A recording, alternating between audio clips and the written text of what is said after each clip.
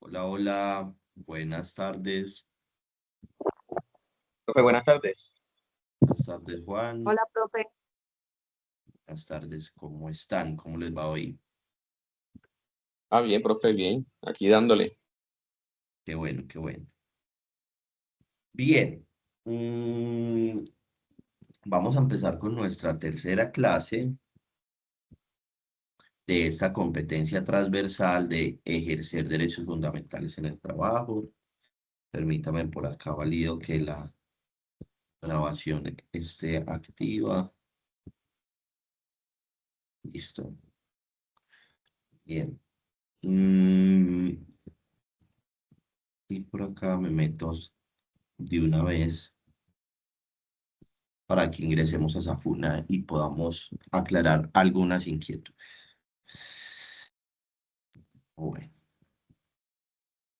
me voy a ir con la ficha de gestión administrativa e innovación. Vamos a ver. Me confirman, por favor, si están viendo la plataforma. Voy a dejar esto al inicio de la grabación, siendo hoy jueves 18 de julio. ¿Listo? ¿Están viendo la plataforma? Sí, señor. Listo. Señor. Perfecto.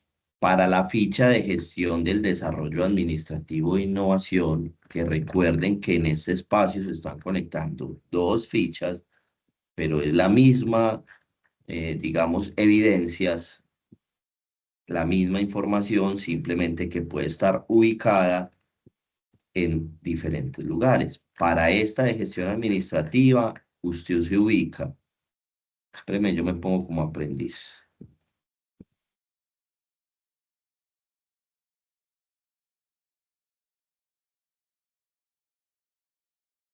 Usted se ubica en la fase 4, ¿cierto? En donde va a poder ver el material de formación, que es derechos fundamentales del trabajo, y la guía de aprendizaje número 11. En esta guía de aprendizaje número 11 están las evidencias que hay que realizar. Voy a abrirla. Aquí la estoy transmitiendo. Entonces yo tengo una guía de aprendizaje y yo me voy a ir al apartado directamente en donde dice ejercer, pues, de mi competencia, que básicamente está desde la página 16. Aquí inicia la información de esta transversal, página 16 de la guía de aprendizaje, para el programa de formación de gestión administrativa. Listo. Yo bajo y empiezo a ver las evidencias. Primera evidencia que vimos el martes, el taller, ¿cierto? Que tiene que tener el taller, cómo se entrega y en qué lugar se entrega. Listo. Segunda evidencia del día martes, foro. Un foro que se puede hacer de manera grupal, ¿cierto? Si no tienes grupo y quieres hacerlo individual, pues lo haces individual. Listo, pero la recomendación es que debería ser grupal. Perfecto. Respondiendo estas preguntas, participando y haciendo el texto. Aquí, ¿qué tiene el foro? Video del sociodrama, solución de las preguntas y texto argumentativo. Esas tres cosas son las que tienen que participarse en el foro. Después de esas dos evidencias, pasamos con las del día de ayer, que era el segundo resultado de aprendizaje y que son 4 evidencias. Primera, un informe que hay que contestar un montón de preguntas, ¿cierto? Segunda, un foro contestando estas preguntas que están acá, ¿cierto? Participar en el foro, dando las respuestas a las preguntas y retroalimentando la respuesta de los compañeros. Bajo y me encuentro el gráfico. Siguiente evidencia, que con esta sería la número 5, ¿cierto? Gráfico sobre la negociación colectiva. Gráfico en donde me vas a contestar esto, pero en un gráfico. Extensión, JPG, mínimo una hoja o máximo 2.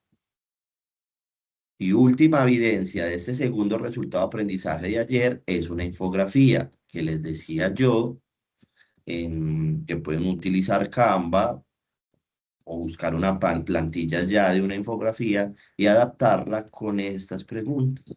Básicamente, usted se pone a observar todo este resultado, segundo resultado de aprendizaje es contestar unas preguntas. Listo, varias preguntas. Perfecto. Esos son las evidencias que hay que ir subiendo. O sea que en ese momento iríamos en 6. Profe, ¿a dónde se comparten? De gestión administrativa están acá debajo de la guía de aprendizaje. Mire, el taller, el foro y las 4 de ayer. Y las 4 que vamos a abarcar hoy. Y las últimas 2 que se abarcan el día viernes, ¿cierto? Para tenerlo presente. Listo. Son 2 evidencias en total. Usted puede ir mirándolas, observándolas, leyendo la información, ¿cierto? Y aprovechar estas clases, pues, para que salga de dudas e inquietudes de todo lo que vaya surgiendo. Perfecto. Eso con respecto a gestión administrativa. Lo mismo sucede con la otra ficha. Simplemente de atención integral al cliente es lo mismo, solamente que pues aparece la fase diferente. Por ejemplo, atención integral al cliente. Lo estoy dejando al inicio de la grabación para que, como yo siempre inicio dando clase, lo voy a dejar al inicio para que pues puedan tener claridad acerca de todo esto. Entonces lo mismo, vamos a ver si en mi rol de aprendiz. Acá está la plataforma y me voy a ir a la última fase. Generalmente mi competencia está en la última fase. Yo abro material de formación, encuentro derechos fundamentales en el trabajo, encuentro la guía de aprendizaje 4, ¿cierto? Encuentro la guía de aprendizaje 4,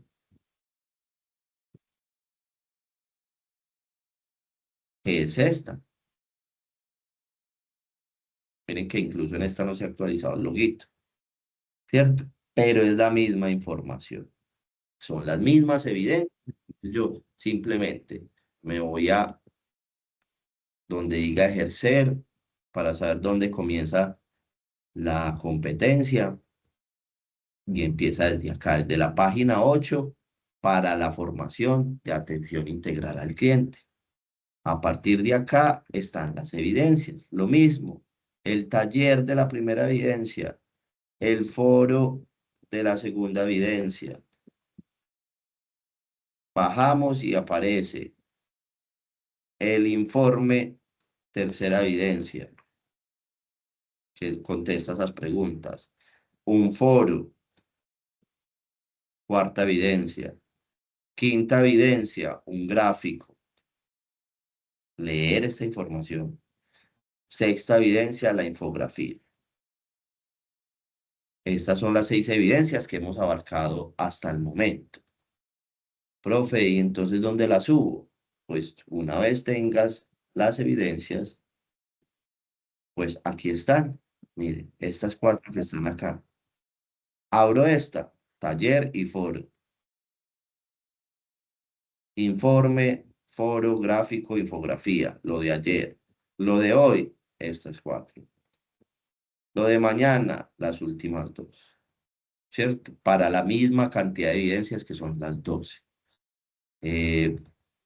Y pues termino de hacer claridad con este tema acá. Por ejemplo, yo explicaba en las primeras clases, pues, cómo voy a calificar. Entonces yo acá pongo tu nombre, ¿cierto? Y cada evidencia tiene una nota, porque cada evidencia tiene un instrumento de calificación que está precisamente en cada evidencia. Por ejemplo, pues, si usted va al taller va a subir el taller y quiere saber qué nota le voy a asignar, usted abre aquí el instrumento de calificación. Y con esto voy a calificar yo el taller. Con esto le voy a asignar puntos, ¿cierto? Y si usted saca por encima del 70, aprueba cada evidencia. Entonces, por ejemplo, acá un aprendiz subió la primera y le quedó el 70, pero en el foro sacó 10 para una nota final de 40, ponderando este primer resultado de aprendizaje. El primer resultado de aprendizaje no lo aprobó. Y seguimos, miren, siempre se van a ponderar las notas para saber cuánto promedio, cuánto sacas en cada resultado de aprendizaje. Eso quería dejarlo al inicio de la clase eh, para que pues tengan claridad. Igual saben que me pueden escribir cualquier duda, cualquier inquietud. No sé si hay más dudas, más inquietudes, algo que haya pasado.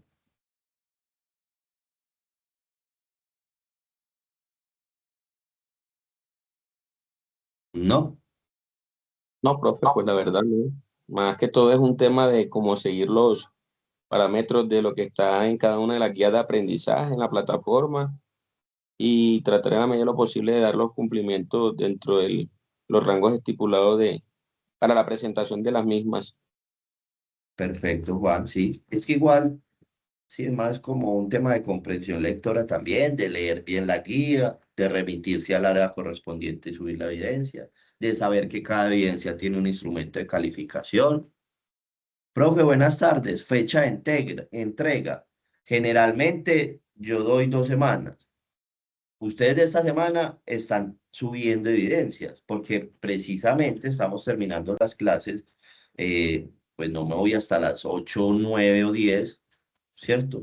Abarco el tema, hablamos de dudas, inquietudes, muestro la plataforma donde se suben las evidencias y debería usted destinar tiempo para ir adelantando. Entonces, yo voy a estar calificando entre esta parte de esta semana y la otra, ¿cierto? Porque desde el martes se dijo que ya quedaban pues habilitadas las evidencias para que vayan subiendo. Si ustedes se retrasan, finalmente ustedes son los que se perjudican con ese proceso, ¿cierto? Porque la idea es que estén totalmente saneados al momento de llegar a la etapa productiva, ¿cierto? A la etapa de práctica. Bien, ya en la plataforma, mm, la plataforma como tal, están las grabaciones, por ejemplo, acá en atención integral, pues están en sesiones en línea, la última fase, y deben ser las últimas, vean, aquí está el enlace, y este es el resumen en PDF. Ah, es que no quiero ver la clase completa, sino que quiero ver el resumen de lo que tengo que entregar y hacer. Ah, bueno, vea, ábralo. ¿Cierto? No sé por qué aquí quedó montado esto, tan raro. Me parecía normal. Pero mire las Y dos además que evidencias porque acá. quedó delante de la imagen, profe. Tenía que darle detrás de la imagen al documento para que quedara arriba. Sí, seguramente. Pero debe ser porque como se editó también en un Word en A línea. PDF. No, un Ah, Word ok, en ok, ok, línea ok. y también se guardó en PDF, entonces bueno. Pero aquí pone, si ven, aparecen las dos evidencias que son el resumen. Evidencias a entregar, estas dos primeras, del primer resultado de aprendizaje. Los temas que se trataron o abordados, ¿cierto? Ahí está como también el resumen por si la persona no quiere ver por completo la grabación, también, o es otra alternativa. Sí, eso depende mucho, pues como de también tu capacidad de, como de indagar, buscar, resolver, ¿cierto? Eh, cada una de las evidencias. Igual saben que me pueden escribir y con mucho gusto. Bien, claro, hasta ahí. Sí, señor, profe. De parte de Juan Mejía, sí.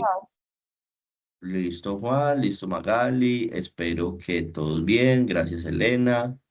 Súper bien. Perfecto. Vamos con la siguiente clase y vamos ya con el tercer resultado de aprendizaje. Pero antes de empezar con el tercer resultado de aprendizaje, pues es muy importante que abarquemos un tema, así no profundicemos tanto, pues no porque no sea menos importante, sino porque, bueno, me gustaría abarcar concretamente el tercer resultado de aprendizaje. Este tema quedó faltando, que es sobre derecho laboral colectivo. Básicamente, en laboral, en el Código Sustantivo del Trabajo se divide en derecho laboral individual y derecho laboral colectivo, ¿cierto? Individual es esa relación directa que tiene un trabajador con un empleador y todo lo que regula esa relación contractual. Derecho laboral colectivo, pues, como dice la diapositiva, es un conjunto de normas que regula relaciones colectivas entre empleadores y trabajadores, así como el ejercicio del derecho a la asociación sindical, ¿cierto? Cuyo objetivo es la solución de los conflictos de trabajo derivados de la desigual distribución de la riqueza y los poderes. Digamos que el derecho laboral colectivo está dividido en tres ejes principales. El primero es la sindicalización, ¿cierto? O es asociación sindical. ¿Qué quiere decir? Pues que cada persona tiene ese derecho constitucional, avalado incluso con normas internacionales, tratados, a sindicalizarse, a pertenecer a un sindicato. Profe, pero es que ni idea. Primero dígame que es un sindicato. Pues debería ser un tercero imparcial, ¿cierto? Que va a representar los intereses tanto del empleador o como el trabajador, ¿cierto? Ambos pueden tener sindicatos, que son esas personas que velan por los intereses y resuelven, se suponen, los conflictos laborales que surgen, ¿cierto? Entonces, cuando usted llega a una empresa y la empresa al momento de contratación debería decirle, pues que si la empresa tiene sindicato, debería comunicártelo. Normalmente, pues debería ser que, esta empresa tiene sindicato, en usted está si se quiere afiliar o no. Es de manera voluntaria. Que no me afilié y después me quiero afiliar. Perfecto, lo puedes hacer. Que ya no quiero estar más afiliado ahí al sindicato, pues entonces te puedes salir, ¿cierto? Digamos que es tu derecho y también tú decides a dónde quieres estar. El problema es que si tú tienes un conflicto laboral y tú no estabas sindicalizado, digamos, no vas a tener esa estructura, esa personería jurídica que va a representar tus intereses laborales para resolver esos conflictos. Cuando te sindicalizas, si hay un conflicto laboral, se supone que debería el sindicato resolver esos conflictos, ¿cierto? Y el trabajador nunca lo habló directamente con el empleador, ¿cierto? O digamos que si hubo una comunicación inicial, pacífica, tranquila, e incluso puede ser escrita, pero el empleador no atendió, entonces ya, bueno, le va a comunicar esta situación que me está pasando al sindicato porque no me están pagando las horas extra, o porque no me tienen afiliado a algo, o porque se está presentando acoso laboral, ¿cierto? Entonces, perfecto. Ese es con el tema de la sindicalización, primer componente. Segundo componente del derecho laboral colectivo es la negociación colectiva o lo que se le conoce también como los pactos colectivos, ¿cierto? Eh, Negociación colectiva, convención colectiva, perdón, ¿cierto? Es donde básicamente las partes se sientan, y como dice su palabra, a negociar las condiciones que van a tener esos contratos laborales o lo que va a regir la relación laboral entre ambas partes, ¿cierto? Entonces fijan salarios, fijan beneficios, todo lo dejan en una cartillita, incluso en un documento formal, en donde si las partes están de acuerdo con lo que se negoció para aplicar en la relación contractual de las partes, pues simplemente lo firman, si están de acuerdo, y lo firman, empleador o sindicato del empleador, sindicato de trabajadores, lo firman, se pusieron de acuerdo, bien. Eso se hace a través de algo que se llama un pliego de peticiones, ¿cierto? El pliego de peticiones es, digamos, ese documento por medio del cual el sindicato interesado o el que plantea, digamos, el cumplimiento de los derechos individuales y colectivos, pues, pues lo que hace precisamente es presentarlo ante ese pliego de peticiones, lo que va a aplicar en la relación laboral. Si se acepta, como les digo, lo firman y empieza a aplicar. Supongamos que después de aceptar las partes, lo que va a regular la relación laboral, pues mm, el, para el ejemplo, digamos que el empleador empieza a incumplir en el pliego de peticiones y ya no está liquidando o no está haciendo algo debido que ya había acordado en la negociación colectiva. Entonces allí surge el tercer componente del derecho laboral colectivo, que es el derecho a la huelga, que la huelga y la manifestación no son lo mismo. Parecen, pero la huelga solamente gira en un entorno netamente laboral, ¿cierto? Aquellas personas que salen a huelga como manera de presionar algo que ya se había acordado antes. No es como que un día para otro, uy, salimos a huelga, no, hay un procedimiento para llegar hasta allá, incluso un procedimiento de notificarle al empleador o al trabajador en su defecto, pues como que cumpla con lo que se había acordado, ¿cierto? Y una vez pues se notifique formalmente, pues se ponen fechas y se dice el alcance que puede tener ese incumplimiento, como por ejemplo que se declaran en periodo o en estado de suspensión pacífica y temporal, se supone, eh, para salir a huelga como mecanismo de presionar al empleador de que cumpla con lo que se había acordado. Listo. La huelga es un derecho, está muy protegida a nivel internacional a través de tratados, a través de convenios, y es un derecho, ¿cierto? Y la manifestación, pues algo muy diferente, porque es un descontento de la ciudadanía, digamos, por unas políticas de un gobierno, sea del que sea. Bien, esos son los tres componentes a modo de resumen de derecho laboral colectivo. Esto, esto se ve en un semestre, ¿cierto? Entonces, condensar, pues, como la información para un programa como estos, pues es importante que tú sepas los tres componentes que tienes, que tú en tu rol en este momento, digámoslo como trabajador, pues cuando llegues a una empresa tienes derecho a pertenecer a un sindicato, ¿cierto? A sindicalizarte. Si no quieres, está bien, pero pues recuerda que no tienes esa persona que va a velar por tus intereses. Bien, no sé si hay ya alguna duda, alguna inquietud con este tema.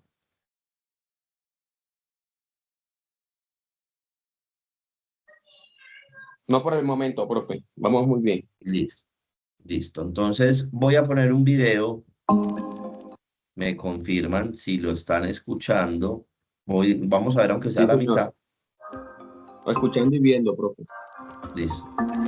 Vamos a ver la mitad. Somos Y ya. sindicalistas. Su opinión, por favor. Exigimos salarios justos y condiciones laborales dignas, prestaciones sociales, contratos laborales condiciones adecuadas de seguridad y salud. e igualdad de derechos laborales entre hombres y mujeres. Nos oponemos a la precarización laboral. En Colombia también nos hemos movilizado por la defensa de lo público, por la educación, la escuela como territorio de paz, por la salud como derecho, en contra de la privatización de hospitales y empresas nacionales, en contra de la corrupción que afecta los derechos de los colombianos y colombianas. Hemos defendido la soberanía nacional, el medio ambiente y el territorio, la libertad de pensamiento y expresión, el derecho a organizarnos y a la movilización. En últimas, el sindicalismo se ha manifestado en favor de la vida, la democracia, la justicia social y la paz. líder sindical que había desaparecido el miércoles pasado fue encontrado muerto y con signos de tortura en Sabana Larga, Atlántico. Rociaron con un combustible que se presume es gasolina a las puertas de la sede del Sindicato de Trabajadores de Cali. Y un atentado contra el vicepresidente del Sindicato de Trabajadores de la multinacional Drummond se registró en las últimas horas en Ocaña, norte de Santander. La situación de los sindicalistas en Colombia no mejora, ya que, según denuncias, grupos armados paramilitares continúan amenazando a miembros de las centrales obreras del país. Un sindicalista que sobrevivió al secuestro a manos de los paramilitares de Casanare denunció en Londres a la British Petroleum. Con arma de fuego fue atacado el expresidente del Sindicato de Educadores FECODE. Es importantísimo que se conozca la tragedia del movimiento sindical. Desde hace muchísimos años el movimiento sindical ha venido insistiendo en que es una víctima. El conflicto armado ha permitido que se degenere, que se degrade esta violencia. Muchos dirigentes sindicales fueron asesinados por el simple hecho de defender los derechos de los trabajadores, de defender la tierra, de defender el agua, de defender los recursos naturales y por defender sus reivindicaciones económicas. E inclusive muchos sindicatos desaparecieron y muchas convenciones colectivas que tenían también desaparecieron. Muchos trabajadores, dirigentes sindicales tuvieron que irse del país. Nuestra labor docente está expandida en todo el territorio. Nosotros estamos presentes en la última vereda y entonces en medio de ese conflicto el maestro actúa, el maestro se involucra con estas comunidades y obviamente así como defiende sus derechos como un trabajador, también defiende los derechos de esas comunidades y esto ha hecho que a él se le persiga, se le victimice, se le asesine, se le desplace. La impunidad es muy grave. La impunidad está llegando al 95% de los casos de las organizaciones sindicales. Y este ha sido un factor muy negativo para el movimiento sindical colombiano. Las luchas del sindicalismo en Colombia se han visto entorpecidas por la estigmatización, la persecución y la violencia en su contra. Por esta razón, el sindicalismo se ha tenido que movilizar incluso por el derecho a la vida. El sindicalismo colombiano ha vivido lo que ningún movimiento sindical en el mundo: una violencia histórica, sistemática y selectiva. Al menos 15.245 violaciones a la vida, la libertad y la integridad cometidas contra sindicalistas entre 1971 y 2020 son muestra de ello, aunque debe tenerse en cuenta el subregistro. ¿Por qué? ¿Por qué nos asesinan? Si solo por la esperanza de América. 11.850 hechos se han cometido contra hombres y 3.395 contra mujeres. 6.437 hechos se han cometido contra dirigentes sindicales. Más de 3.000 vidas de sindicalistas han sido acabadas, entre ellos 950 dirigentes y activistas. Miles de sindicalistas también han sido víctimas de desaparición forzada, atentados contra la vida, exilio, desplazamiento forzado, detención arbitraria, secuestro, tortura, allanamiento ilegal, hostigamiento y amenaza. Sedes sindicales han sido atacadas, han ocurrido robos de archivos. De manera diferencial y con intensidades variantes, la violencia antisindical se ha extendido por todo el territorio nacional. Ha golpeado alrededor de 500 organizaciones sindicales presentes en distintos sectores de la economía y de distintas centrales sindicales. Haciendo un recuento histórico, vemos cómo la cultura y la violencia antisindical están presentes incluso desde que nacieron las primeras organizaciones de artesanos, trabajadores y trabajadoras en el país. Desde entonces se empieza a configurar el modo de tratamiento antisindical, es decir, un conjunto de representaciones culturales, sociales y políticas de lo sindical basadas en prácticas de negación, exclusión, represión, deslegitimación, estigmatización, persecución y exterminio de lo sindical. En el año 2019 fueron asesinados 19 sindicalistas en Colombia. La violencia antisindical sigue siendo un grave obstáculo para la libertad sindical y para la defensa de derechos humanos y laborales. Según la Confederación Sindical Internacional, CSI, En su informe para el año 2020, Colombia ocupa el tercer lugar entre los peores países para trabajadores y trabajadoras en el mundo. La impunidad de crímenes cometidos contra sindicalistas supera el 90% y la reparación integral para las víctimas aún es tarea pendiente. La afectación más grande ha sido, primero, como doblegar al sindicalismo a unas formas de comportamiento donde, digamos, le reduce su accionar y genera formas de pensar frente a los maestros y frente a FECODE en la sociedad, donde pensar crítico o hacer propuestas es sinónimo de adoctrinar o sinónimo de ser subversivos y no permitir que se desarrolle libremente el pensamiento y la cátedra. El año 2007, el vicepresidente de esa época, Francisco Santos, José de Obdulio, señalaron a Sintra Unicol como auxiliadores de la guerrilla. Entenderán que en esas circunstancias, nosotros los afiliados a Sintra Unicol quedamos en alto riesgo por este señalamiento irresponsable que hicieron funcionarios del gobierno de ese momento.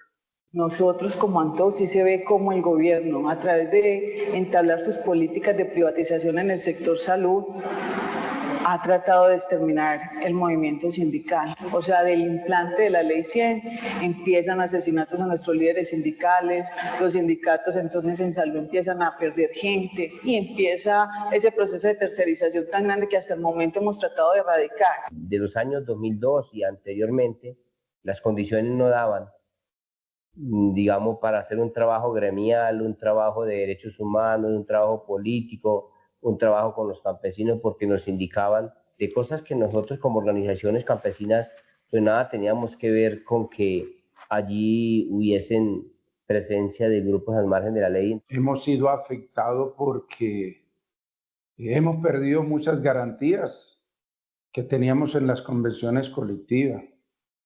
Nosotros como organización sindical creemos de que esa violencia en muchas regiones ha afectado al movimiento sindical y podemos decir bastante que afectó a Sintra y Nagro porque en el reporte que tenemos un promedio de 1.300 trabajadores asesinados de nuestra organización sindical. Sintra Minegética hemos sido víctimas de este conflicto armado, la presión constante, las amenazas constantes, sobre todo los grupos al margen de la ley. Una para financiar a los grupos paramilitares para cuidado de la línea férrea que en ese entonces estaba siendo bombardeada, y el otro era para exterminar al sindicato. Eso se hizo en el departamento del Cesar. Desde 2004 ha sido amenazado con grafitis en las puertas de los baños de la compañía, con panfletos que me han llegado. Uno sabe aquí que eso le cuesta a uno, pero sabemos también todo el interés que hay de esta explotación carbonera cuando hay un sinnúmero de trabajadores tercerizados que los están explotando, que hay una serie de muertos por accidentes industriales, que hay una serie de enfermos que no podemos ocultar por culpa de esta minería. La USA ha venido defendiendo a capa y espada de que no se siga entregando los campos petroleros a otras multinacionales, de que el petróleo sea nuestro, y por ello pues el Estado colombiano ha venido utilizando el conflicto para decir que la mayoría de los que reclamamos los derechos laborales y la nacionalización de los recursos somos guerrilleros, y comienza una persecución sistemática donde hemos tenido ya 86 muertos, 3 desapariciones forzadas, más de 35 heridos, y por no hablar de muchos trabajadores que han tenido que salir del país y dirigentes sindicales, y la guerra continua del Estado en contra del sindicato queriendo acabar con su personalidad jurídica.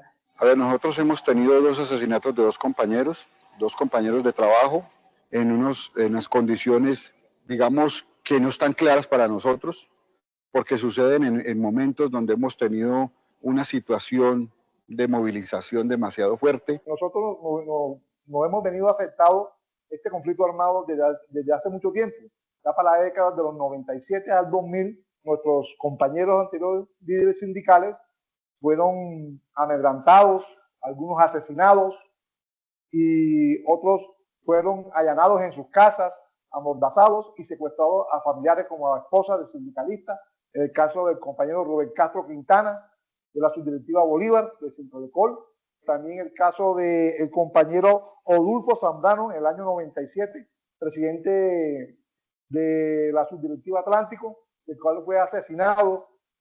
Lo mismo le ocurrió al compañero Sintralecol, subdirectiva Bolívar, en esa época electrificadora de Bolívar, el compañero Jorge Luis Ortega García, el cual fue vilmente asesinado en la ciudad de Bogotá, la vicepresidencia de la CUT a nivel nacional, el cual estaba amenazado, el cual le llevaban pasquines.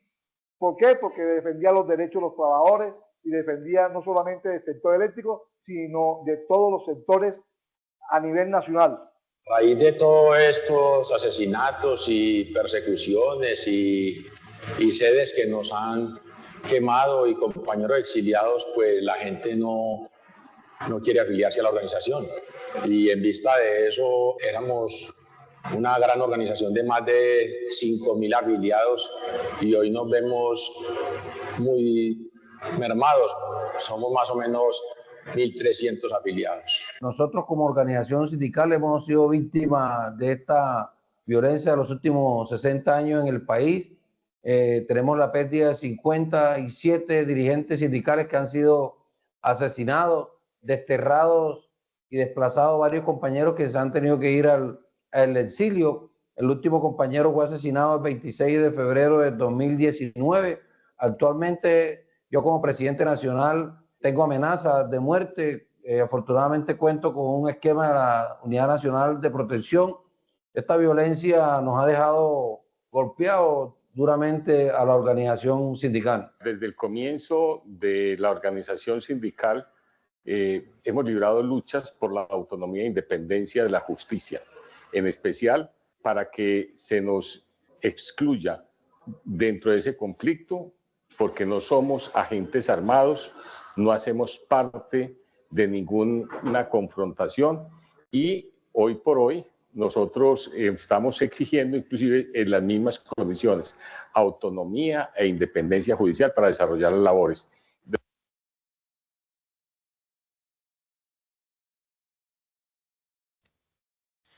Dejemos hasta ahí el video. No sé si alguien tiene una opinión sobre este derecho laboral colectivo, sobre ese panorama que muestra el video. No sé si sabían, Colombia es uno de los países con mayor muerte de líderes sociales. Y bueno, en el sector laboral todavía se ve mucha vulneración constantemente. Bien.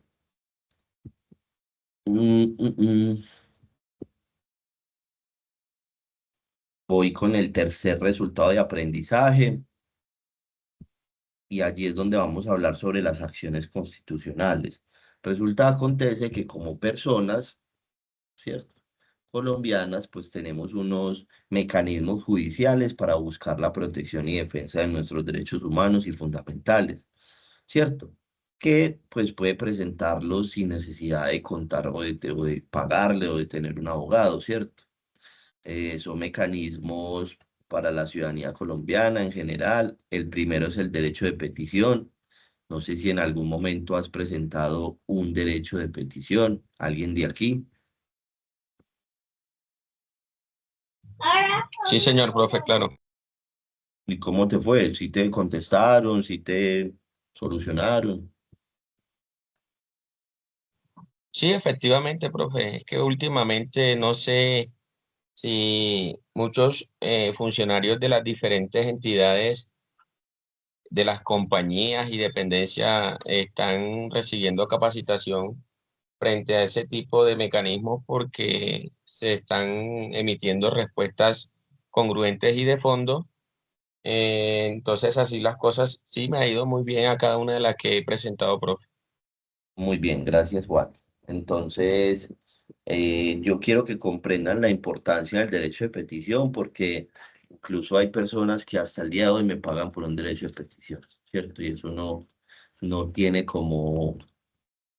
Es importante saber cómo redactarlo, pero no requiere una complejidad tan alta para hacer un derecho de petición, ¿cierto? Ya que sea de pronto pereza, asunto. Pero es fácil presentar un derecho de petición. Lo que dice la diapositiva es que toda persona, bueno, es el artículo 23, es un derecho fundamental, que toda persona tiene derecho a presentar peticiones respetuosas a las autoridades por motivos de interés general o particular y a obtener pronta resolución. El legislador podrá reglamentar su ejercicio ante organizaciones privadas para garantizar los derechos fundamentales. La respuesta al derecho de petición, o sea, tú presentas el derecho de petición ante esa entidad o persona que puede estar prestando servicios públicos, y la respuesta que te tienen que dar es de fondo, quiere decir que te tienen que contestar absolutamente todo lo que preguntaste o concederte lo que solicitaste, y en caso de negativa que te digan el por qué, ¿cierto? La respuesta tiene que ser oportuna, quiere decir en los términos o en los tiempos que dice la ley. Tiene que ser una respuesta congruente, tiene que guardar relación entre lo que se pregunta o solicita con lo que se contesta. Y debe tener notificación efectiva, esto es precisamente al correo electrónico o por correo certificado digamos, a tu dirección, al domicilio de que viva la persona. En Colombia existen 3 tipos de derecho de petición que puedes presentar. Primer tipo de derecho de petición es de información o petición de documentos, ¿cierto? Que a modo de ejemplo, digamos que usted presenta un derecho de petición a una alcaldía solicitando que por favor le informen cómo puede ingresar o cuál es el procedimiento para ingresar a tu mamá al programa de adulto mayor, por ejemplo. Hay un interés en una información. O petición de documentos. Supongamos que usted pide un derecho de petición para que le den una certificación laboral, ¿cierto? Usted necesita un documento. El término de respuesta de ese primer derecho de petición es de 10 días, ¿cierto? O sea, si lo presentó y me empieza a contar al siguiente día el término como tal. Listo, término de respuesta de 10 días.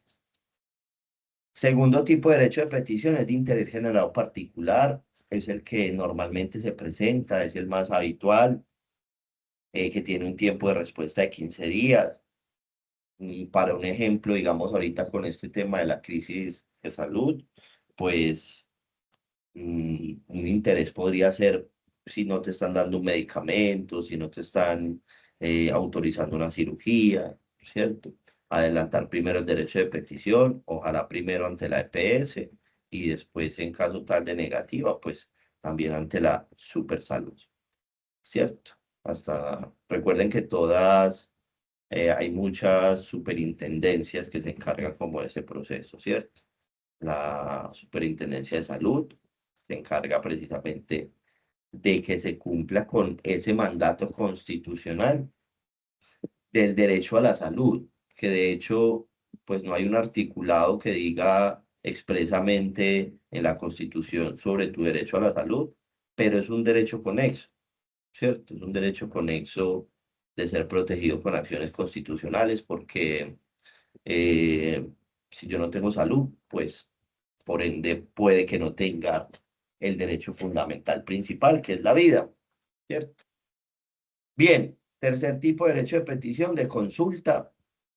Es un derecho de petición que no suele presentarse tanto, pero existe, ¿cierto? Generalmente es cuando se necesita bastante información, cuando se necesita cierto tiempo prudente para contestar. La ley da 30 días. Estos 3 tipos de derecho de petición se pueden prorrogar por una sola vez. Quiere decir, pues, anexarse un tiempo más para la respuesta, ya sea porque la entidad o persona requiere más tiempo para dar una respuesta, por ejemplo, de fondo y congruente, ¿cierto? porque es un tema más que delicado, es una acción constitucional. Entonces, cuando tú dimensionas que es una acción constitucional, quiere decir que está protegida y amparada en la Constitución y que tiene unas leyes que incluso la regulan para su cumplimiento. Y también se estipula pues sus consecuencias de no contestar un derecho de petición, ¿cierto?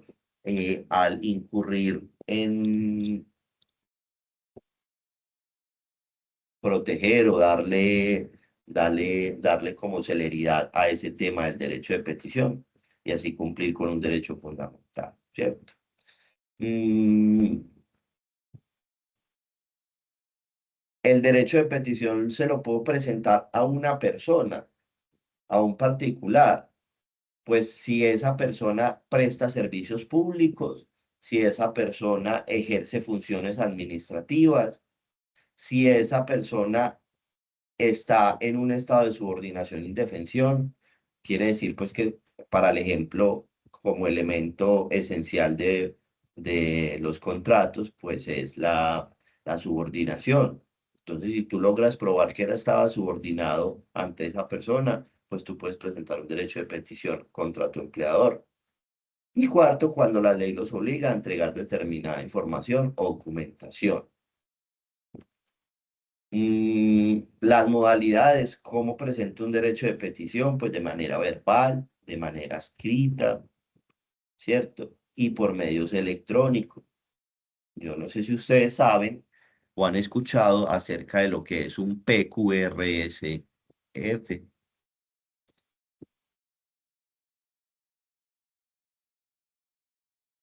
¿Alguno?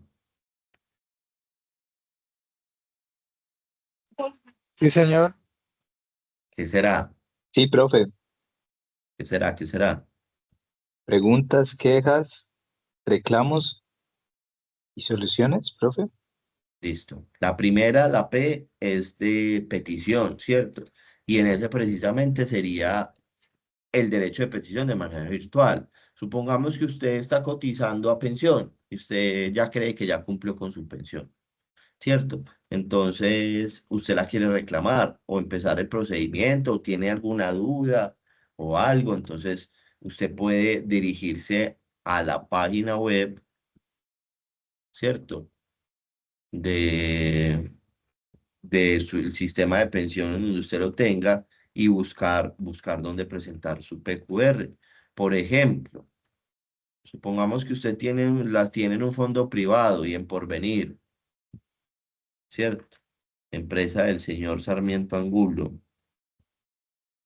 Aquí, PQR, solamente aparece PQR, petición, queja, reclamo. Aquí tú podrías presentarlo, realizar tu PQR, ¿cierto? Le das clic y precisamente te lleva a un formulario en donde debes poner la información, pero quiero que sepan que esto es a modo de ejemplo de cómo puedo presentar un derecho de petición de manera virtual a través de un PQR-SF. Petición, queja, reclamo, sugerencia o solicitud, felicitaciones que nunca presentan y la de denuncia, ¿cierto? Porque si se comete un delito que está tipificado en el Código Penal como delito, entonces incurrirá precisamente en una denuncia como tal que hace una persona. Bien. Pues dicen que reclamo soluciones, muy bien Julio, muy bien Gloria, perfecto. Ese es el derecho de petición. Vamos a ver qué más tiene esta diapositiva. Pues el contenido como tal del derecho de petición, la identificación. A ver, no hay un formato como, digamos, este es el único y tiene que seguirse estos lineamientos. Hay unos elementos esenciales, ¿cierto? Pero la estructura varía mucho. El contenido como tal es la identificación del peticionario, la dirección de contacto, el objeto de la petición, ¿cierto? ¿Qué es lo que quiere? Las razones o hechos en que se fundamenta. ¿Qué quiere decir? Pues cuénteme la explicación breve de por qué se formula la petición, ¿cierto? Mire que dice, no requiere tecnicismos jurídicos, basta que el ciudadano exponga sus motivos, ¿cierto? Documentos de soporte si existen, precisamente sirven como medio de prueba para que la autoridad pueda decidir. Firma del peticionario, una firmita y donde quiere que sea notificado. Si, por ejemplo, yo le doy en Google y yo pongo formato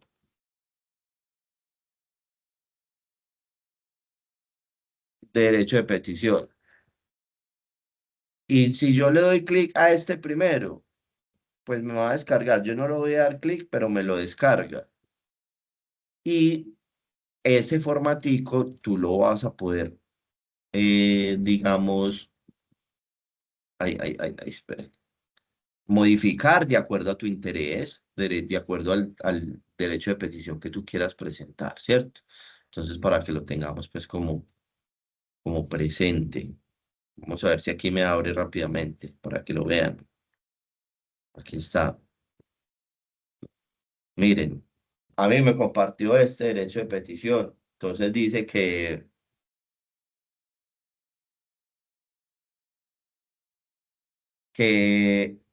la recomendación es que en verde lo que yo debería cambiar por mis datos y en azul pues algunas indicaciones o ejemplos, ¿cierto? ¿Desde dónde comienza normalmente? Pues un derecho de petición empieza desde acá. Hay personas que le ponen la fecha, lo puede hacer, si quiere no lo hace, pero hay personas que ponen, por ejemplo, Medellín, 18 de junio de 2026, ¿cierto? Señores, nombre de la dependencia de la entidad pública o privada a la cual se dirige. Entonces aquí iría contra quien quieres presentarle tú el derecho de petición. El ejemplo, Colpensiones, ciudad. Pues yo estoy por acá en Medellín. Derecho de petición, es la referencia. Hay personas que ponen acá asunto, ¿cierto? Hay personas que ponen acá el artículo incluso. Eso puede ir acá en fundamentos, pero bueno. Entonces, dice nombre del solicitante, pones tu nombre, te identificas con tu cédula, en qué lugar fue expedida tu cédula y a través del presente escrito hago uso de mi derecho fundamental de petición en los siguientes términos. A mí me gusta, y eso ya es un criterio muy personal, no es necesariamente obligatorio, y más si son derechos de petición básicos, ¿cierto? Pero a mí me gusta que antes de lo que yo voy a pedir o de mis pretensiones, pues redactar los hechos, ¿cierto? Como tal, entonces yo voy a poner en los siguientes términos, hechos. ¿Qué es lo que estoy haciendo? Me gusta poner en contexto a la persona o entidad sobre lo que yo le voy a pedir después. Entonces, lo mismo, yo redacto unos hechos de manera cronológica, lo que sucedió primero y lo que llegó hasta su último punto. Entonces, si fuera un caso laboral, entonces que fue despedida injustificadamente a término indefinido y está en estado de embarazo, por ejemplo. Cosa que, o asunto que puede ser protegido por la estabilidad laboral reforzada, ¿cierto? Porque goza de ese estado de indefensión y estado de debilidad manifiesta. Entonces, para el ejemplo, ¿qué voy a decir en los hechos? Por ejemplo, trabajé 5 años a término indefinido en la empresa Solitas SAS, no sé si exista, como asistente administrativo. Listo. Primer hecho, trabajé 5 años a término indefinido en la empresa Solitas SAS como asistente administrativa. En ningún momento se me ha llamado a descargos ni, ¿cómo lo digo? Se me ni con- respetó el debido proceso. Sí, no sé, pues momentos se me ha llamado a descargo ni comunicado un error en mis funciones, por ejemplo. Funciones. 3. El pasado. Acuérdense que los hechos siempre debería ser en tiempo, modo y lugar, ¿cierto?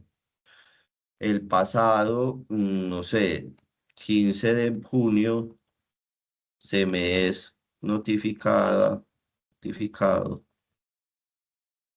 Ah, bueno, que están en embarazo, notificada, se me es notificada que soy despedida sin justificación alguna. Cuarto hecho para rematar. Actualmente me encuentro en estado de embarazo. Bien, los hechos los hice de manera cronológica, pues como modo de ejemplo ahí. Ahí.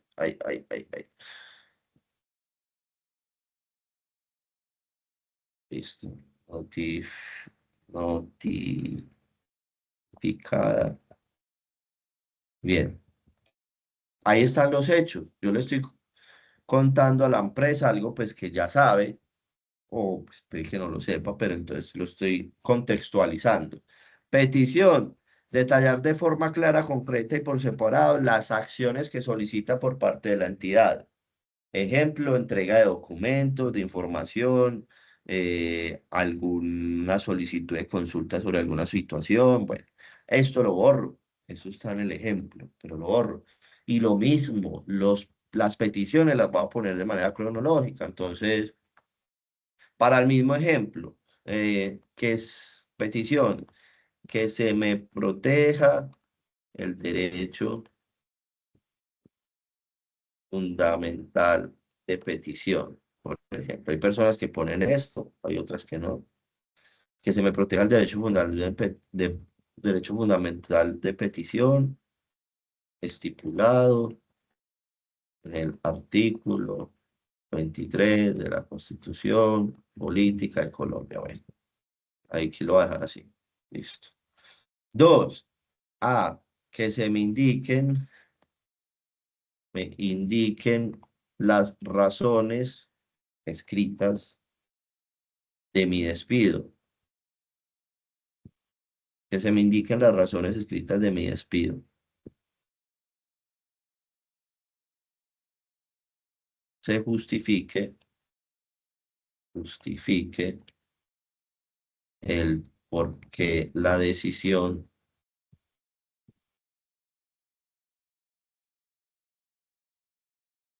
de la empresa en terminar mi contrato a término indefinido. Listo. ¿Qué más podría pedir, por ejemplo, ella? ¿Qué creen?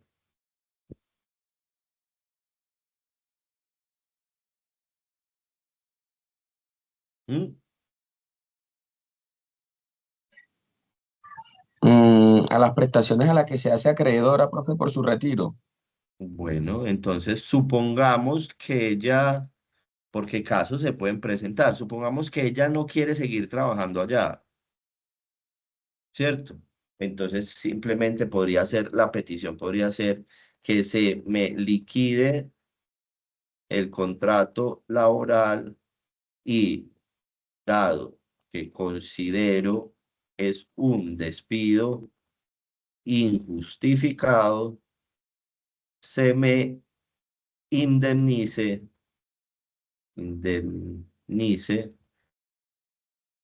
el contrato laboral.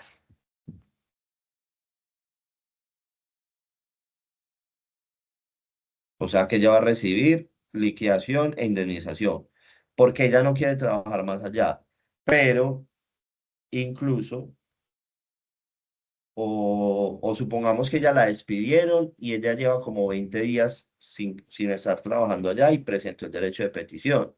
Entonces podría también podría hacer eso, que se me paguen los conceptos de salario,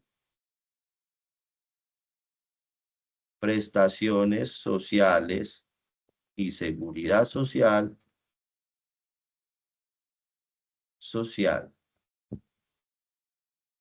que se me paguen los conceptos de salario, prestaciones sociales y seguridad social,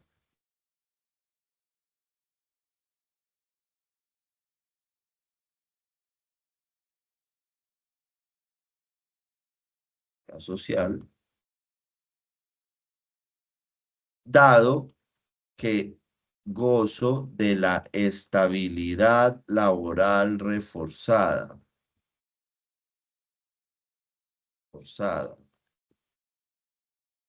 Motivo por el cual solicito que se proteja esta figura jurídica al encontrarme en estado de embarazo.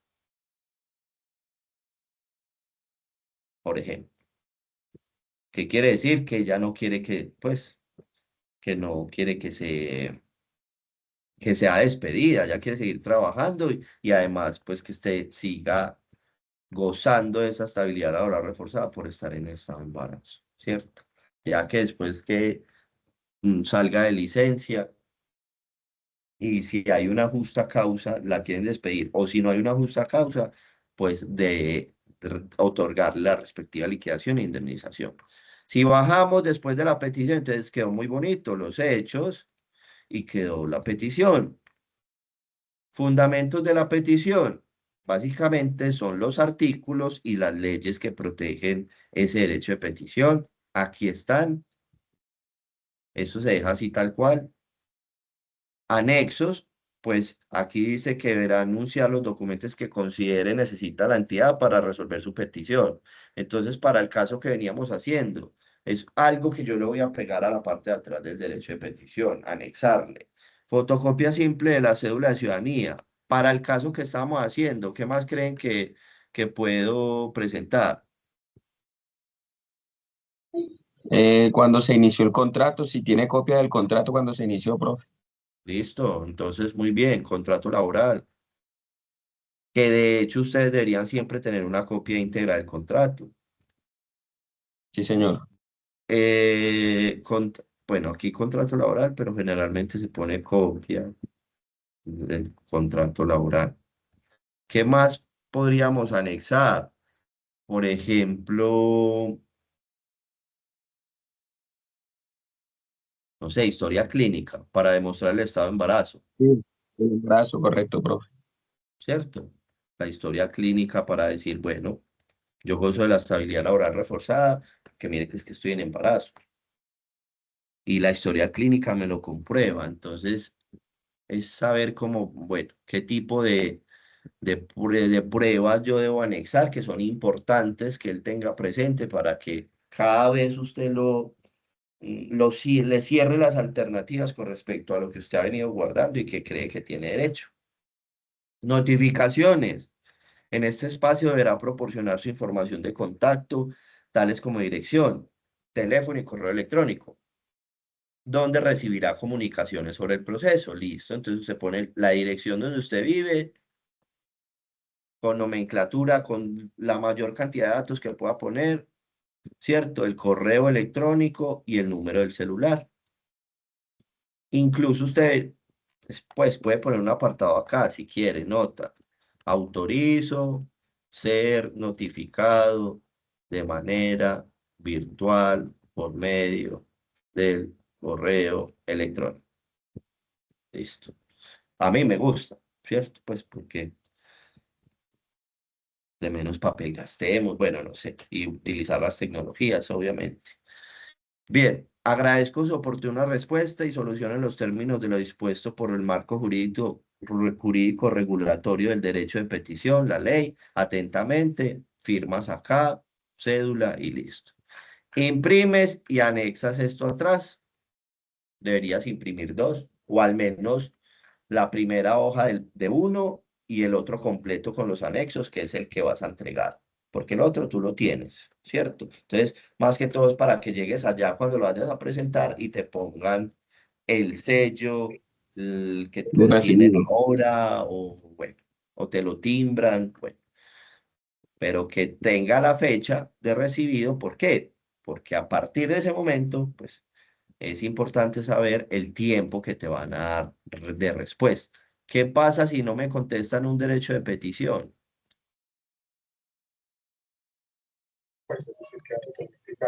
Se presente la acción constitucional de tutela, profe, ante la autoridad competente. Bueno, muy bien. Puede ser una alternativa y muy eficiente. ¿Por qué? Porque te vulneraron un derecho fundamental. Muy bien, Gloria.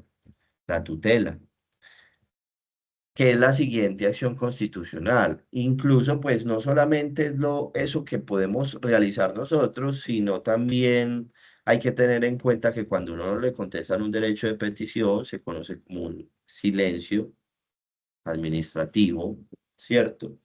Y pueden acarrear incluso una sanción económica, ¿cierto? Por no contestar un derecho fundamental. Y bueno, sigue la acción de tutela, que es por medio de la cual yo presento pues ese mecanismo para reclamar ante un juez. Mire que el derecho de petición yo se lo presento ante la diferente entidad o persona con la cual yo tengo un interés de resolver algo, de solicitar algo, de informarme acerca de algo. Ya la tutela va dirigida a un juez de la República en cualquier momento y lugar mediante un procedimiento preferente, quiere decir que tiene preferencia por encima de incluso de varias jurisdicciones en Colombia, precisamente porque protege esos derechos constitucionales fundamentales, cuando quiera que estos resulten vulnerados o amenazados, ¿cierto? Por la acción o la omisión, algo que se hace o algo que se deja de hacer de cualquier autoridad pública. ¿Quién puede instar aula? A nombre propio, por medio de representante legal, por medio de apoderado, procede cuando hay una vulneración de derechos fundamentales. Son muchos, los invito a que los recuerden, porque a veces podemos estar pasando por una situación en donde, bueno, la tutela, por ejemplo, yo no necesito un abogado para presentarla, ¿cierto? Yo requiero saber el proceso, o más que el proceso, saber cómo redactar la tutela de la mejor manera. Vulneración de derecho fundamental. Procede cuando carece de otro medio judicial. Se presenta transitoriamente para evitar un perjuicio irremediable. Quiere decir que yo puedo presentar la tutela una única vez. Me refiero una única vez, es porque si ya se decide sobre ese asunto de fondo de la tutela, usted no puede, voy a presentar la misma tutela, a ver si otro juez de la República me lo concede. No, ya se decidió sobre ese asunto, por eso es importante redactarla de la mejor manera. Puedo presentar una tutela sin haber presentado antes un derecho de petición en un solo caso, en el caso en el cual usted presente la tutela para evitar un perjuicio irremediable. ¿Qué quiere decir? Pues algo que ya no se puede remediar. Para el ejemplo, una persona que de pronto esté teniendo, no sé, o esté vomitando sangre o esté teniendo, pues dando del cuerpo sangre, ¿cierto? Y necesita que le apliquen sí o sí la cirugía ya. Él no tiene tiempo de esperar 15 días del derecho de petición. Él presenta la tutela y cuando presenta la tutela, en un apartado de la tutela pone una medida provisional. ¿Qué quiere decir? Que le da a entender al señor juez, yo presento esta acción de tutela para evitar un perjuicio irremediable. ¿Que cuál sería para el caso? Pues morirme, ¿cierto? ¿Y cómo se lo pruebo, señor juez? Pues ya ahí sí tiene que ser uno muy creativo para mostrarle al juez que uno está vomitando, que la historia clínica, yo tengo un antecedente de cierta patología o cierta enfermedad, perdón. Entonces, el juez al ver esa información y que tienes cómo probarlo, no se va a tomar el tiempo de los 10 días, que es el de la tutela, sino que de inmediato ordena a la EPS o a la prestadora pues como de salud a que se practique la cirugía para evitar que esa persona se muera. ¿Cierto? O sea que puedo presentar la tutela para evitar un perjuicio irremediable, sin haber presentado derecho de petición. De resto, si tú tienes tiempo de esperar, pues no, la tutela no es tu acción constitucional principal. Primero debes presentar un derecho de petición. Listo, y cumplir con ese, digamos, requisito de procedibilidad.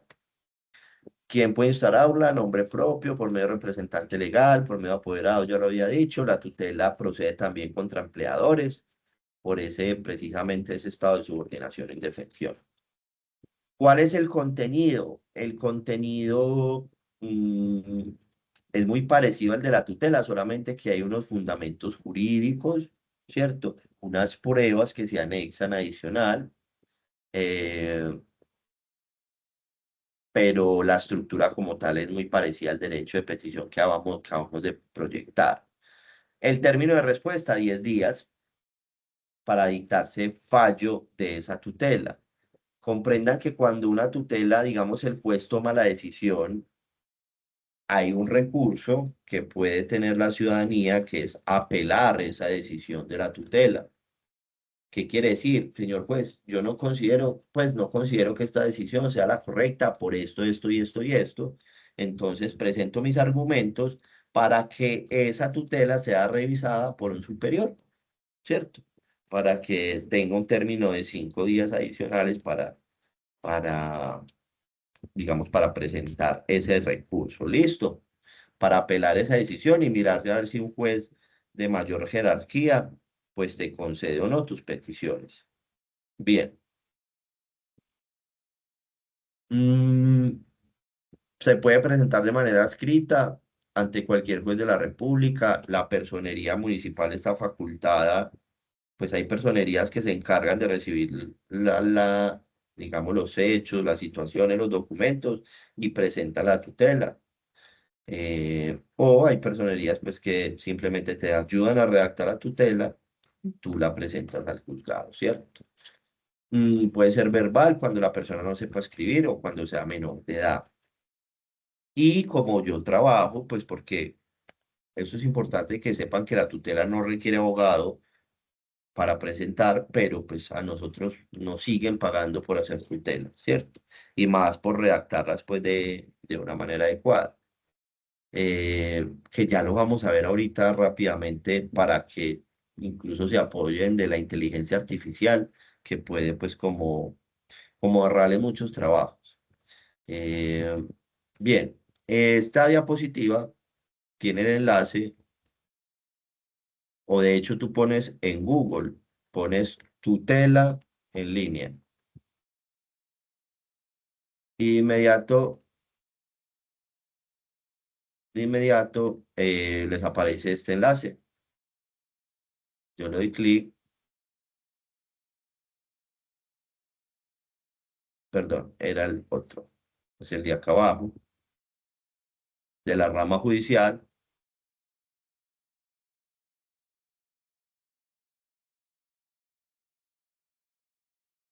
Y aquí yo puedo presentar una tutela de manera virtual. Acá me van a decir seguramente que no la puedo presentar en este momento porque no estoy en el horario, solamente se puede presentar en el horario de oficina.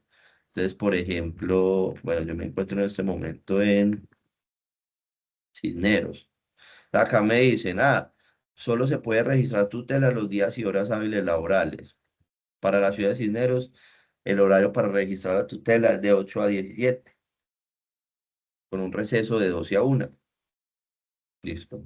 La Corte Suprema de Justicia de la Casación Civil consideró el acceso por este medio virtual es complementario al dispuesto por la mencionada corporación para el envío de acciones de tutela a los diferentes juzgados del territorio nacional.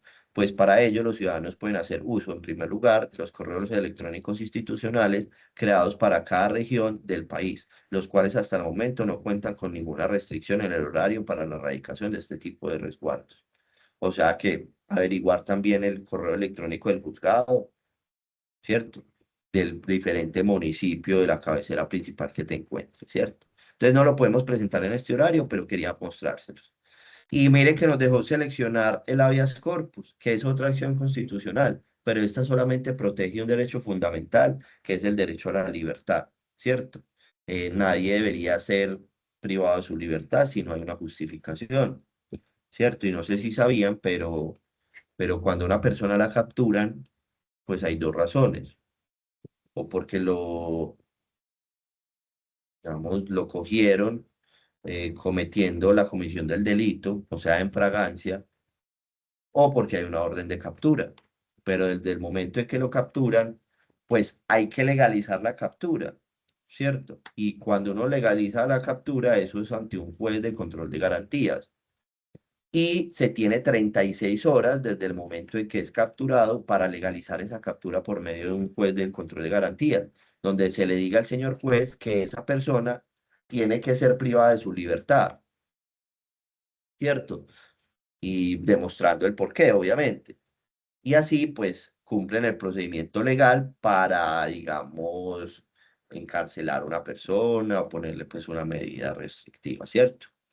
Pero si casos se ven donde hay policías que se enamoran de alguien y van y le pegan de pronto a la persona y van y lo dejan encerrado. Y allá lleva 2, 3 días y nada, ¿cierto? Y no le han legalizado la captura. Entonces ya eso pasa a ser ilegal, porque pasaría a ser incluso un secuestro, pues porque si yo cometí un delito o algo, pues legalíceme la captura. Si no, puedo presentar este recurso del habeas corpus. Listo. Bien,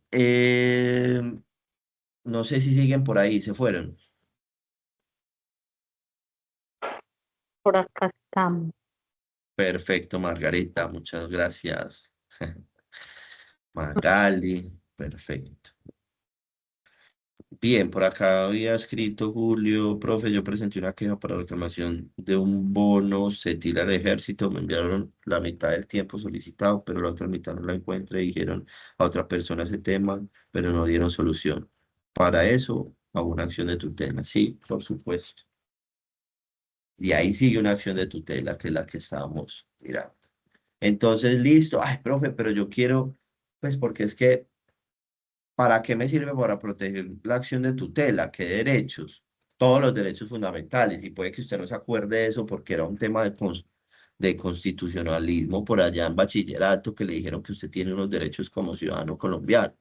Y ya no se acuerda.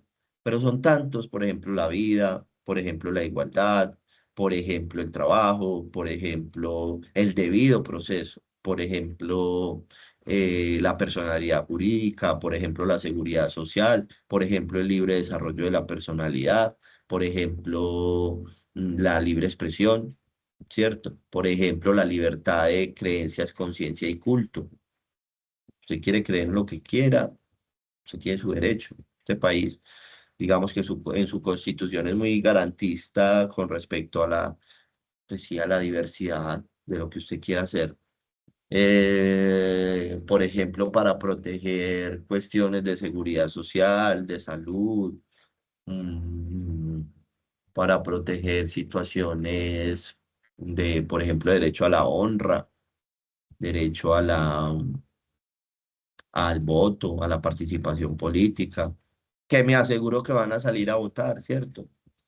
Y que antes de salir a votar van a tomar conciencia acerca de por quién van a votar y se van a instruir o van a leer y van a escuchar a ambos para poder tener ustedes su propio criterio político, más allá de una cadena de WhatsApp, más allá de una, de esa polarización que hay, ¿cierto? Que usted pueda tener su criterio de quién considera usted que es el menos peor dirigente para Colombia y que lo pruebes, te lo demuestres a ti mismo. Porque si vas a salir a votar por lo que te dice la cajita negra, los medios de comunicación que están supremamente politizados, usted es en este momento otra ovejita más del rebaño, ¿cierto?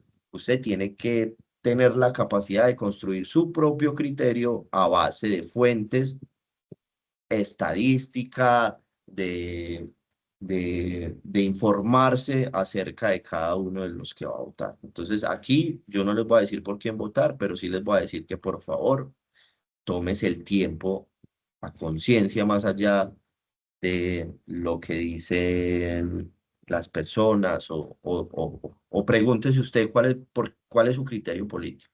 Y si lo que usted está pensando sobre esa persona, basado en lo que dicen los demás, pues vaya, demuéstreselo usted mismo, ¿cierto? Y salga a votar de una manera consciente. Perfecto. Yo puedo poner, por ejemplo, yo puedo poner en Google formato, acción de tutela, ¿cierto? Y acá encontramos formaticos. Vea los de la Defensoría del Pueblo, descargue formatos acá. Hay de la Universidad de Antioquia. Yo le recomiendo utilice del Ministerio de Justicia.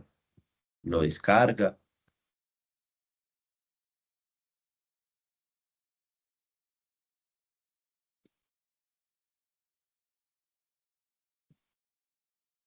Espérenme que lo estoy aquí subiendo para que tengamos claridad. Aquí está el formato de la acción de tutela. Ahorita lo hicimos con el derecho de petición, pues ahorita con la acción de tutela, lo mismo, en verde lo que voy a cambiar y en azul lo que voy a tener como ejemplo, indicación.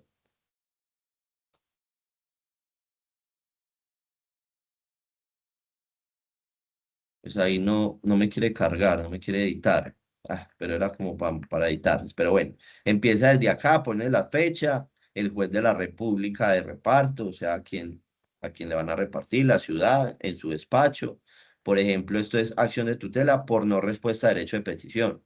No le contestaron el derecho de petición, utiliza este formato para presentar la tutela, cambias tus datos, ¿cierto? Tu documento, el domicilio de la persona que ha sido vulnerada, la entidad o particular que está vulnerando el derecho, domicilio del accionado, hechos. En ese espacio usted relata los hechos que motivaron la acción de tutela. Entonces mire que acaba de contar pues que ya había presentado un derecho de petición, que no le dieron respuesta, después las pretensiones. En ese espacio se referencia a las solicitudes que usted quiere que el juez le conceda mediante sentencia. Se declare que entidad, pues que la entidad está vulnerando el derecho fundamental de petición, que se tutele mi derecho fundamental de petición, que como consecuencia se ordene a la entidad particular que dentro de 48 siguientes a esta notificación del fallo de la tutela se dé respuesta de fondo conforme a lo que establece la normatividad y jurisprudencia. Derechos vulnerados, derecho de petición. Fundamentos de la acción. Por esto es que la mayoría de personas le pagan es un abogado por tener esos fundamentos jurídicos, ¿cierto? Y ya ahora pues es muy fácil encontrar fundamentos, que es el soporte jurídico de por qué se te debe proteger ese derecho fundamental. Entonces seguramente van a aparecer sentencias, ¿cierto? Leyes que van a proteger el derecho de petición y se está fundamentando acá.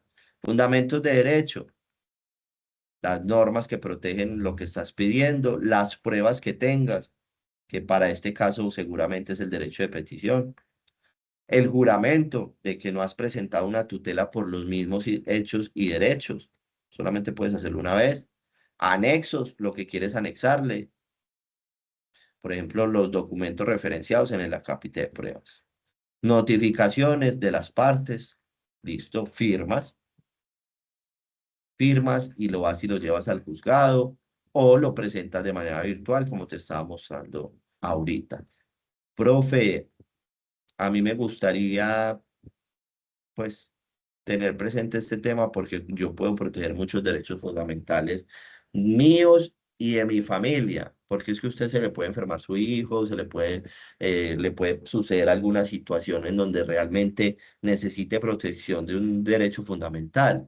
Entonces usted se va a ir acá Google y va a poner campus virtual de la Defensoría del Pueblo. Y usted le va a dar clic acá. Y acá estamos en la página de la Defensoría del Pueblo y el campus virtual, en donde podemos aprender. Y le vamos a dar a cursos. Y acá en cursos hay cualquier cantidad de cursos que son gratuitos y certificados. Yo le recomiendo que comience por estos mecanismos de protección y como mínimo, yo los haría todos. De hecho, ya los hice todos hace mucho tiempo. Pero le recomiendo que haga estos dos, el de derecho de petición y la acción de tutela. Termina sus cursitos, le dan su certificado y más que el certificado, tiene el conocimiento que es muy importante para la defensa de sus intereses, ¿cierto? Bueno, ¿es clara la información? ¿Está bien? ¿Tienen alguna duda? Profe, buen dato del tema de de los dos cursos en la página de la personería. Desconocía realmente y claro, es bueno siempre tener esos apoyos y esa retroalimentación en la orientación en la reacción de este tipo de documentos jurídicos. Por supuesto, ahí está para que lo hagan entonces, listo. Bien, entonces a continuación, pues voy a explicar lo que igual al inicio se hizo, pero entonces acá estoy compartiendo la de atención integral al cliente y acá está el tercer resultado de aprendizaje. Me ubico debajo de la guía 4 y abro la que dice AA3 y tiene 4 evidencias. Mapa mental, folio estudio de caso, cuadro comparativo y texto argumentativo. Profe, bueno, listo. Entonces esas son las evidencias. ¿Y dónde la veo? Pues en la guía de aprendizaje, que para esta competencia es la número 4. Perdón, para este curso. Es esta, que es la que estamos mirando ahorita. Nuevamente, me voy a ejercer. Si lo hago yo para llegar más rápido. Y me voy a ubicar en el tercer resultado de aprendizaje, que está en la página número 14 para esta formación. Yo bajo, encuentro el mapa mental, lo que hay que hacer, ¿cierto? Un mapa mental que contenga estos 3 puntos, ¿cierto? En Word o PDF, mínimo una hoja y máximo 2. Me remito a la correspondiente área, que fue la que acabé de mostrar. Debajo, foro estudio de caso, que dice, con la información suministrada en el componente formativo denominado Derechos Fundamentales en el Trabajo y los respectivos videos que allí se encuentran, desarrolle un caso. Mire, trabajen en grupo y determinen cuáles son los derechos de los trabajadores no se cumplen, cuáles son sus respectivas cuantías. Un caso que se lo voy a dejar que usted a su libre albedrío lo escoja. Escoja un caso donde haya una vulneración laboral y me diga cuáles son los derechos de los trabajadores que no se cumplen, cuáles son sus respectivas cuantías. ¿Cuánto considera usted que debería indemnizarse a esa persona? Si una persona, por ejemplo, trabajó a término fijo, trabajó 6 meses, esos 6 meses se liquidan, lo despidieron sin justa causa, falta pagarle los otros 6 meses restantes de indemnización, ¿cierto? De acuerdo al salario, a cuánto ganaba. Leer bien esta información de estos puntos y remitirse a la respectiva área del curso para subir el foro. Tercera, el tercer resultado de aprendizaje. Cuadro comparativo sobre el derecho de petición y acción de tutela. Usted me va a comparar el uno con el otro. Petición y acción de tutela. Definición de una, definición de otra, características de una, características de otra, requisitos, quién la puede presentar, término de respuesta, ¿cierto? Compáreme el derecho de petición con la acción de tutela. Y por último, el texto argumentativo, que vas a escoger uno de estos 3 temas, solo uno, y me vas a entregar un texto argumentativo de mínimo una hoja, cortico, ¿cierto? Para que me hables acerca de ese tema. Con eso abarcaríamos el tercer resultado de aprendizaje. Acuérdese que se tiene que remitir a la respectiva área donde está en cada evidencia y que cada evidencia tiene un instrumento de calificación. Si yo me voy, permítame acá un momento para que terminemos. Si yo me voy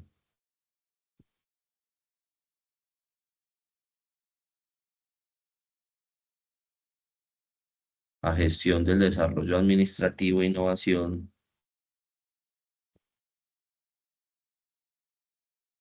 yo me voy a ubicar en la última fase, en 4, y miren el azul debajo de la guía de aprendizaje 11. Están las evidencias. Me voy a ubicar en la tercera, A3, las mismas 4 evidencias. Ahí es donde las voy a subir. ¿Listo? ¿Alguna duda, alguna inquietud?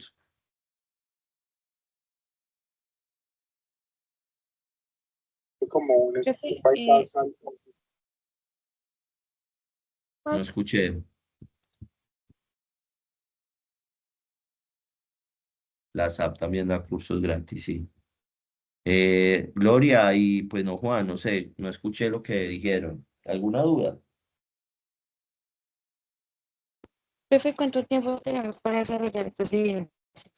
¿Cuánto tiempo para desarrollarlas? Creo que ya lo hablamos, no sé si fue contigo.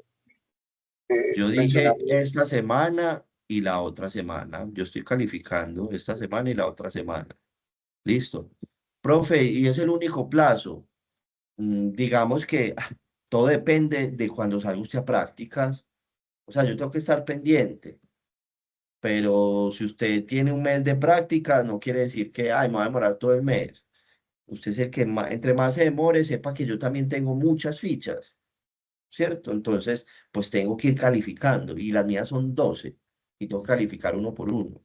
Entonces, no deje todo para lo último porque a mí también me va a requerir más tiempo para calificarlo, ¿cierto? Entonces, eso téngalo presente y que tenga presente cuándo va a salir usted a etapa productiva.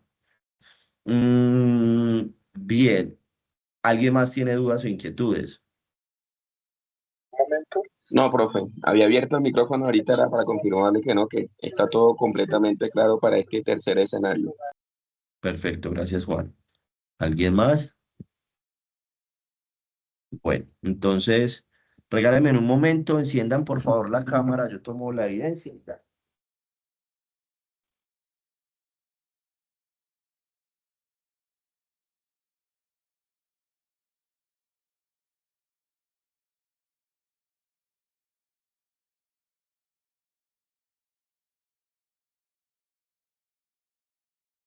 Bien, gracias. Por acá voy a encender la mía. Y pues tomamos un pantallazo para la constancia. En este momento hay 13 personas conectadas. Vamos a ver, entonces.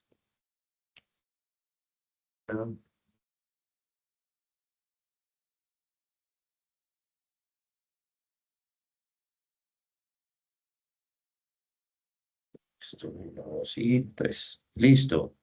Que estén muy bien. Nos vemos el día de mañana. Bueno. Dios mediante, profe, un fuerte abrazo.